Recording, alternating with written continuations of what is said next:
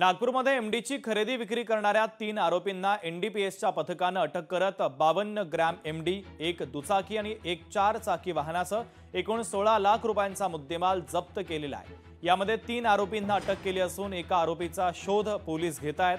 आरोपींनी MD drugs कुठून आणलं आणि ते कोणाला देत होते या संदर्भातला तपास आता पोलीस करणार आहे। तर एसीपी अभिजित पाटील यांनी या संदर्भात माहिती दिली आहे।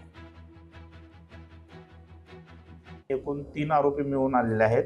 त्याचबरोबर त्यांच्याकडे 52 ग्रॅम एमडी सुद्धा मिळून आलेले आहेत। त्याचबरोबर त्याच्यामधले त्यांनी वापरलेली जी वाहनं आहेत 4 चाकी दुचाकी ही सर्व जप्त करून जवळजवळ 16,25,000चा मुद्देमाल जप्त करण्यात आलेला आहे।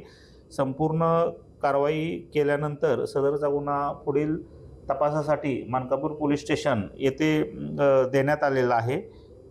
ऑपरेशन थंडर अंतर्गत माननीय पोलीस आयुक्त नागपूर यांनी दिलेल्या सूचनाप्रमाणे एनडीपीएस पथक असेल, क्राइम ब्रांच असेल आणि पोलीस स्टेशनचे डीबी पथक असेल त्यांच्यामार्फत कारवाई सुरू आहे।